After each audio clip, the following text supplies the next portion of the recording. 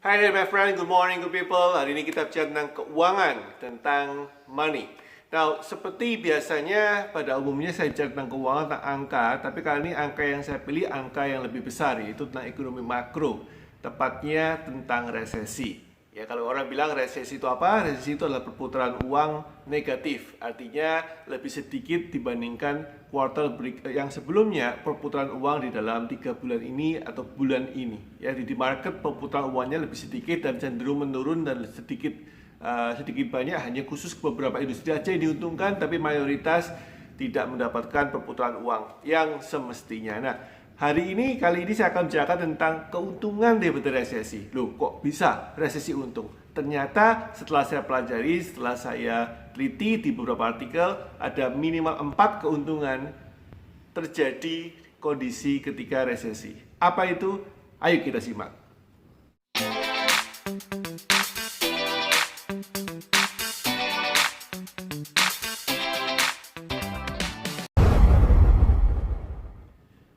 Nah guys, jadi ada konsep yin yang ternyata ya. Kalau di teman-teman kita yang paham ini mungkin saya bisa dikoreksi ya.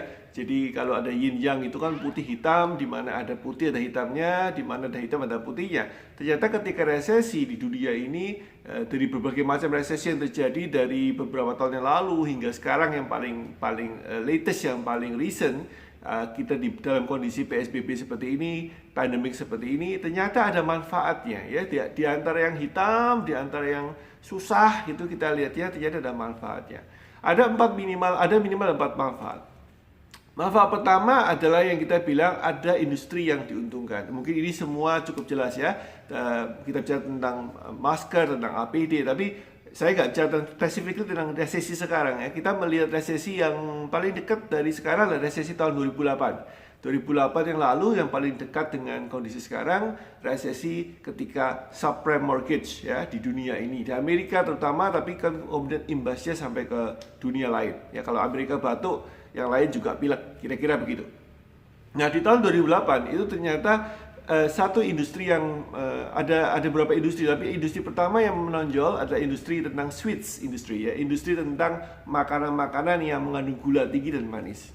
Ya, contoh yang mereportkan penaikan omset dan profit karena resesi itu misalkan Cadbury itu coklat itu ya, itu dia punya profit naik 30% ketika tahun 2008. 2007 sampai 2009 ya, rentang 2 tahunan itu mereka meningkatkan profit 30%. Ya, Nestle kan juga punya permen ya, coklat-coklat gitu, itu naik 11%.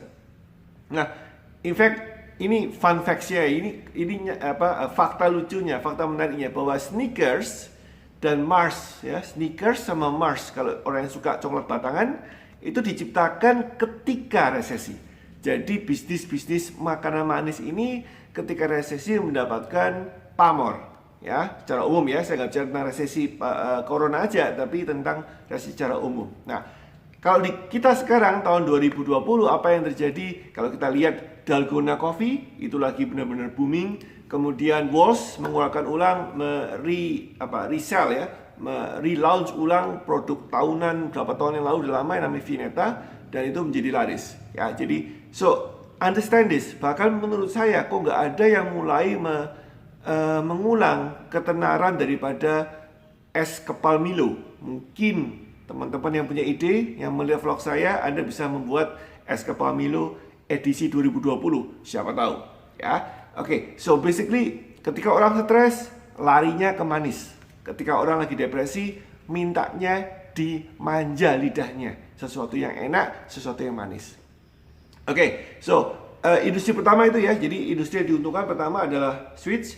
Yang kedua adalah industri reparasi.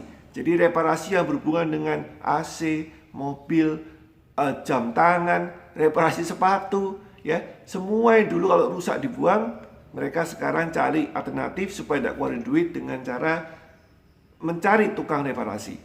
Secara umum itu terjadi. Nah, kondisi resesi sekarang yang lagi trending apa? Ada temannya reparasi, yaitu namanya do it yourself. Jadi semua yang berhubungan dengan do it yourself ini lagi naik daun ya. Semua chef sekarang lagi buka dapur rahasia gimana cara membuat A, membuat B, membuat C. viewernya naik drastis sekali. Ibu-ibu rumah tangga, bapak-bapak rumah tangga yang suka masak, mereka semuanya melihat dan menonton gimana caranya masak sendiri tanpa harus keluar uang untuk ke restoran.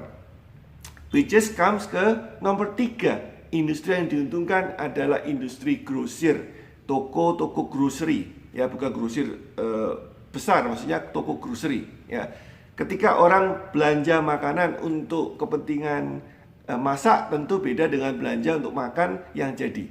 Jadi restoran mungkin turun sekarang, tapi grocery naik. Ya, minimarket lagi booming. Kenapa? Karena mereka membelanjakan barang-barang, bahan-bahan yang bisa mereka jual untuk kepentingan dimasak sendiri, dibuat sendiri, diolah sendiri.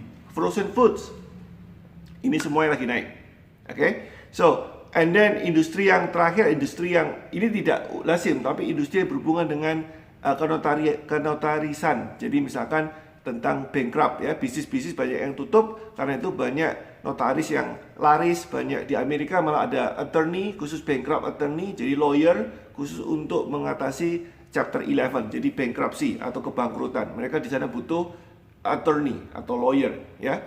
Jadi bisnis seperti ini yang berhubungan dengan pecah kongsi, tutup perusahaan, itu semua jasanya lagi laris. Oke, so itu yang pertama. Jadi industri yang diuntungkan, industri sweets, grocery dan seterusnya. Yang kedua, manfaat dari resesi adalah ada yang namanya reset harga. Jadi pricing ini ketika dalam kondisi market lagi boom, ekonomi lagi baik, itu cenderung uncheck. Uncheck itu berarti tambah lama tambah mahal, tambah lama tambah naik. Nah, ketika resesi, keuntungan nomor 2 adalah perusahaan-perusahaan mulai mengevaluasi ulang biaya-biaya yang nggak penting, di-cut sama dia. Lemak-lemak yang tidak bagus dibuang sama perusahaan, sehingga muncul yang namanya harga reset atau harga baru. Ya, jadi dengan anak buah yang dikurangin, dengan transportasi mungkin berkurang, tentang armada sama dia dirampingkan, tentang proses industrinya sama dia, proses produksinya sama dia dirampingkan dan seterusnya. Ini memunculkan sebuah fenomena di mana harga-harga itu kemudian dirubah atau di reset sehingga konsumen diuntungkan. Ya, jadi harga turun, harga lebih baik dengan kualitas sama. Or harganya sama tapi kualitas lebih tinggi atau volume lebih tinggi. You know what I mean? Jadi ada keseimbangan baru, ada yin yang baru, ada resetting harga yang baru.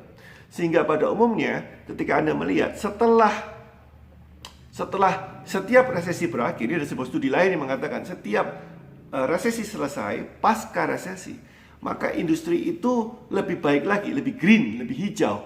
Ya, kenapa? Lebih efisien, lebih ramah lingkungan, lebih ramah di kantong. Nah, berarti teman-teman yang pengusaha melihat ini, tolong Anda hitung ulang Anda pengeluaran, cost Anda untuk menghasilkan jasa produk Anda, atau tingkatkan efisiensinya sehingga setelah selesai resesi ini Anda akan mendapat kesempatan untuk menggrab pangsa pasar lebih besar. Karena apa? Anda lebih mempromosikan tentang value for money.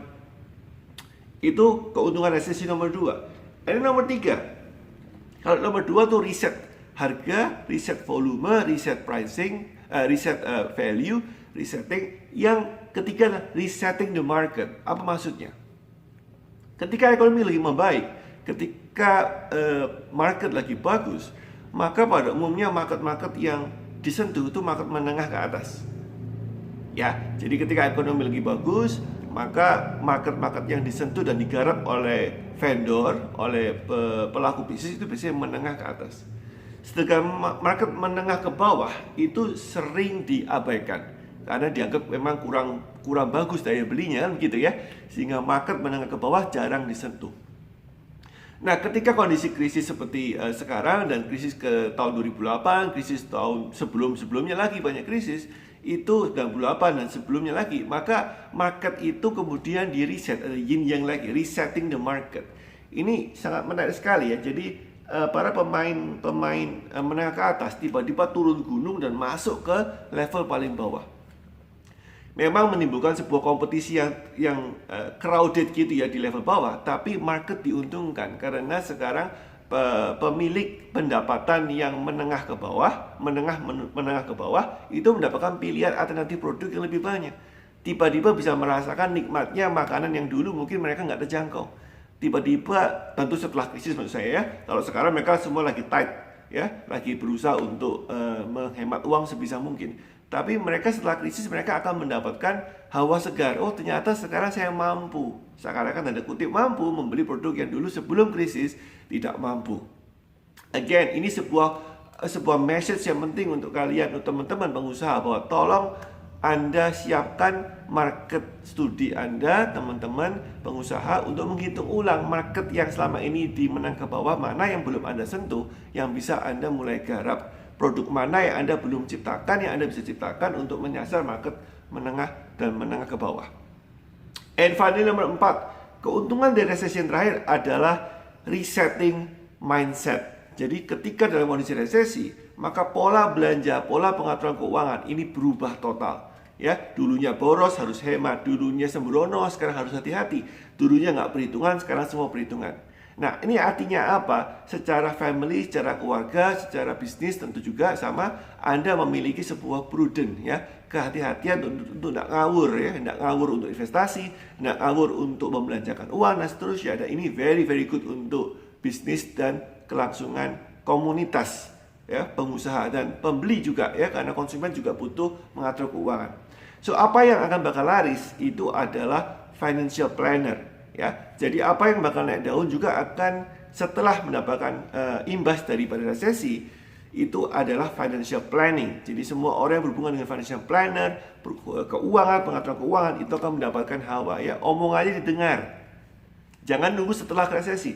Sekarang pun juga financial planner teman-teman saya, konsultan-konsultan keuangan itu sekarang lagi naik daun. Mereka omongannya lebih didengar dibandingkan ketika dulu market lagi boom.